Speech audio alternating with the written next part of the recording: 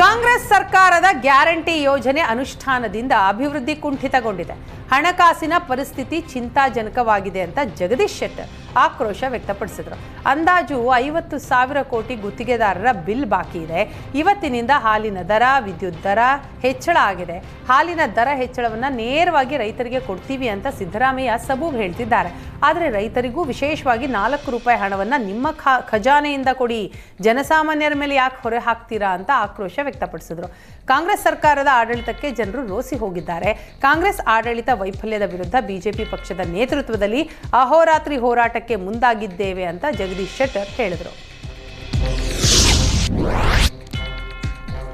ಸರ್ಕಾರಿ ಕಾಮಗಾರಿಗಳಲ್ಲಿ ಮುಸ್ಲಿಮರಿಗೆ 4% ಮೀಸಲಾತಿ ನೀಡಿರೋದಕ್ಕೆ ನಿಖಿಲ್ ಕುಮಾರಸ್ವಾಮಿ ಕಿಡಿಕಾರಿದ್ದಾರೆ.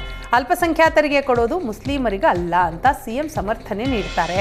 2B ಕ್ಯಾಟಗರಿಯಲ್ಲಿ ಮುಸ್ಲಿಮರು ಮಾತ್ರ ಬರ್ತಾರೆ. ಉಳಿದ ಸಮುದಾಯದವರು ಏನು ತಪ್ಪು ಮಾಡಿದ್ದಾರೆ? ಎಲ್ಲ ಸಮುದಾಯದವರನ್ನ ಸಮಾನತೆಯಿಂದ ನೋಡಿ.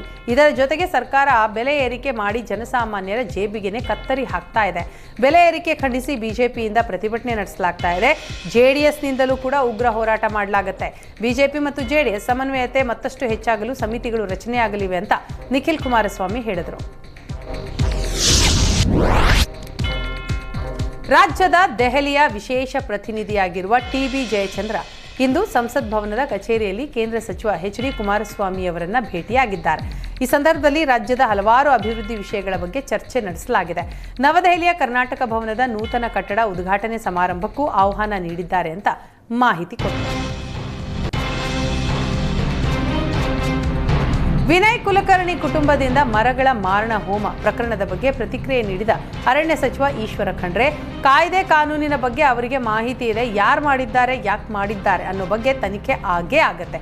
ಇಲಾಖೆ ಅಧಿಕಾರಿಗಳು ಅದರ ಬಗ್ಗೆ ವಿಚಾರಣೆ ಮಾಡ್ತಾರೆ ಅಂತ ತಿಳಿಸಿದ್ರು. ಇನ್ನು ಮಸ್ಕಿ ಶಾಸಕನ ಸಹೋದರ ಹಾಗೂ ಪುತ್ರ ಮೊಲಗಳನ್ನು ಕೊಂದು ಮೆರವಣಿಗೆ ಮಾಡಿದಂತಹ ಪ್ರಕರಣದಲ್ಲಿ ಈಗಾಗಲೇ FIR ದಾಖಲಾಗಿದೆ. ನ್ಯಾಯ ಎಲ್ರಿಗೂ ಒಂದೇ. ಸರ್ಕಾರ ಇದರಲ್ಲಿ ಯಾವುದೇ ತಾರತಮ್ಯ ಮಾಡೋದಿಲ್ಲ. ಪ್ರಕರಣ ದಾಖಲಾದ ಮೇಲೆ ತಾರ್ಕಿಕ ಅಂತ್ಯ ಕಾಣಿಸುತ್ತೆ. ನಿಷ್ಪಕ್ಷಪಾತವಾದ ತನಿಖೆ ಆಗತ್ತೆ ಎಂಬ ಭರವಸೆ ಕೊಡ್ತೇವೆ ಅಂತ ಹೇಳಿದರು. ಫಲೂದಾ ತಯಾರಿ ಘಟಕಗಳಲ್ಲಿ ಏಷ್ಯಾನೆಟ್ ಸುವರ್ಣ ನ್ಯೂಸ್ ರಿಯಾಲಿಟಿ ಚೆಕ್ ನಡೆಸಿ ಸ್ವಚ್ಛತೆ ಕಾಪಾಡಿಕೊಳ್ಳದ ಬಗ್ಗೆ ವರದಿ ಪ್ರಸಾರ ಮಾಡಿತ್ತು. ವರದಿಯ ಬೆನ್ನಲ್ಲೇ ಎಚ್ಚೆತ್ತ ಆಹಾರ ಸುರಕ್ಷತಾ ಅಧಿಕಾರಿಗಳು ಫಲೂದಾ ಮೇಕಿಂಗ್ ಸೆಂಟರ್ಗೆ ಭೇಟಿ ನೀಡಿ ಪರಿಶೀಲನೆ ನಡೆಸಿದ್ರು. ಪರಿಶೀಲನೆಯ ವೇಳೆ ಲೈಸೆನ್ಸ್ ಇಲ್ಲದೆ ತಯಾರಿಕಾ ಘಟಕ ಸ್ಥಾಪನೆ ಮಾಡಿರೋದು ಬೆಳಕಿಗೆ ಬಂದಿದೆ. ತಕ್ಷಣವೇ ಪ್ರೊಡಕ್ಷನ್ ನಿಲ್ಲಿಸಿ ಲೈಸೆನ್ಸ್ ಪಡೆದು ಸರಿಯಾಗಿ ಘಟಕ ಸ್ಥಾಪನೆ ಆಗುವವರೆಗೂ ಫಲೂದಾ ತಯಾರಿಕೆ ನಿಲ್ಲಿಸುವಂತೆ ಸೂಚನೆ ನೀಡಿದ್ದಾರೆ. ತಯಾರಿಕೆಯ ವೇಳೆ ಸ್ವಚ್ಛತೆ ಕಾಪಾಡಿಕೊಳ್ಳುವಂತೆ ಹಾಗೂ ವಾಸಕ್ಕೂ ಬೇರೆ ಸ್ಥಳ ನೋಡಿಕೊಳ್ಳಲು ಸೂಚನೆ ನೀಡಲಾಗಿದೆ. ನಟ ಆಕ್ಷನ್ ಪ್ರಿನ್ಸ್ ಧ್ರುವ ಸರ್ಜಾ ಕಣ್ಣಿನಲ್ಲಿ ಪೊರೆ ಬೆಳೆದ ಬಾಲಕನ ಟ್ರೀಟ್ಮೆಂಟ್ಗೆ ಸಹಕರಿಸಿ ಬಾಳಿಗೆ ಬೆಳಕಾಗಿದ್ದಾರೆ. ಗಾರೆ ಕೆಲಸ ಮಾಡೋ ತಂದೆಯ ಮಗುವಿನ ಬೆನ್ನಿಗೆ ನಿಂತಿದ್ದಾರೆ. ಕಣ್ಣಿನ ಶಸ್ತ್ರಚಿಕಿತ್ಸೆ ಯಶಸ್ವಿಯಾಗಿ 2 ಕಣ್ಣುಗಳ ಮೂಲಕ ಪುಟ್ಟ ಕಂದಮ್ಮ ಪ್ರಪಂಚವನ್ನ ನೋಡ್ತಾ ಇದ್ದು ಪೋಷಕರು ಹಾಗೂ ಅಭಿಮಾನಿಗಳು ಸಂತಸಪಟ್ಟಿದ್ದಾರೆ. ಪುಟ್ಟ ಬಾಲಕನ ಬಾಳಿಗೆ ಬೆಳಕಾಗುವ ಮೂಲಕ ಧ್ರುವ ಸರ್ಜಾ ರಿಯಲ್ ಲೈಫ್ನಲ್ಲೂ ಕೂಡ ಹೀರೋ ಆಗಿದ್ದಾರೆ.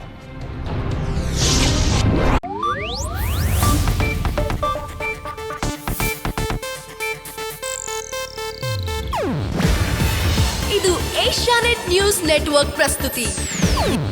ನೀವು ನೋಡ್ತಿದ್ದೀರಾ ಏಷ್ಯಾನೆಟ್ ಸುವರ್ಣ ನ್ಯೂಸ್.